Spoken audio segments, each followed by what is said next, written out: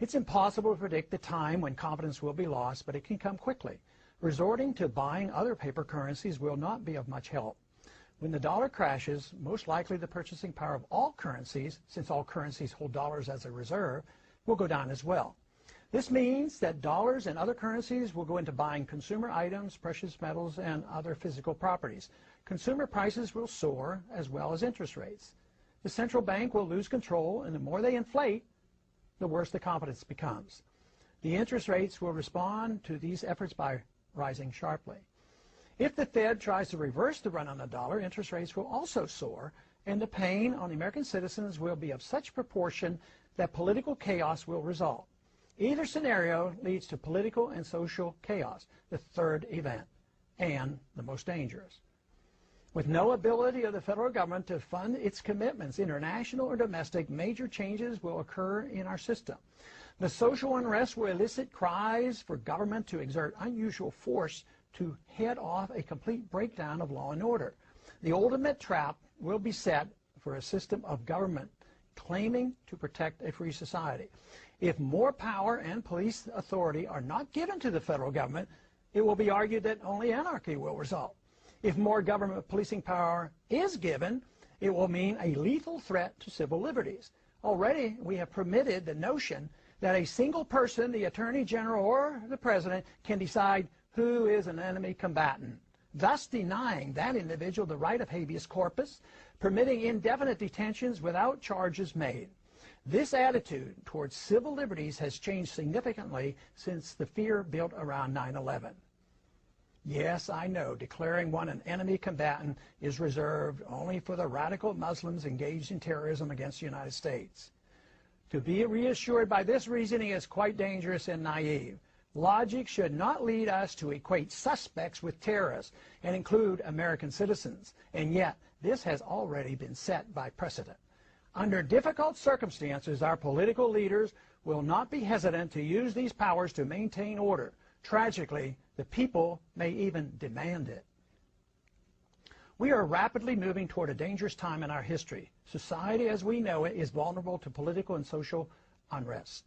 This impending crisis comes as a consequence of our flawed foreign and domestic economic policies, a silly notion about money, ignorance about central banking, and ignoring the onerous power and mischief of out-of-control intelligence agencies. Our unsustainable welfare state and a willingness to sacrifice privacy and civil liberties in an attempt to achieve safety and security from an inept government. Dangerous times indeed. What can be done about it?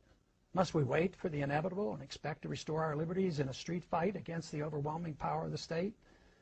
Not a good option.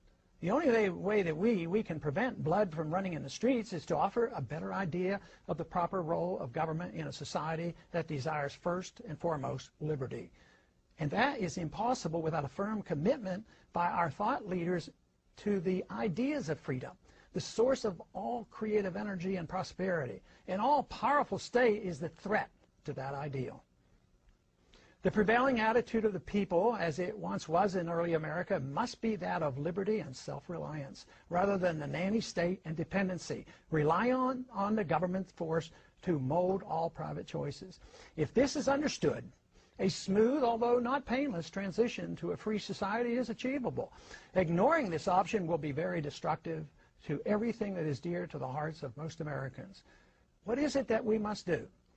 We must immediately embark on balance the budget by reducing spending, change our foreign policy to that of non-intervention, a full audit and more supervision of the Federal Reserve, leading to abolishing the Federal Reserve, legalize competition to the Federal Reserve with competing currencies, regain respect for civil liberties and privacy while reining in the CIA, wean ourselves off the dependence of wealth transfers by government, abolish crony capitalism, no subsidies, no bailouts, no regulatory or tax privileges to protect the powerful elite, especially the military-industrial complex, eliminate the income tax, the inheritance tax, and taxes on savings and dividends. None of this can happen without the restoration of Congress to its dominant position of the three branches of government, as was originally intended by the Constitution. The executive and the judicial must be reined in, and Congress must assert its prerogatives over all legislation curtailing all unconstitutional agenda through budgetary controls. Signs abound that angry Americans are now more ready than ever before for a change in direction that is indeed real. If this program were improvised, even suddenly and dramatically, the adjustment, though significant and to a degree somewhat painful, would be much shorter and of minor consequence compared to the chaos and poverty that will result if we refuse to change our gluttonous appetite for a free lunch.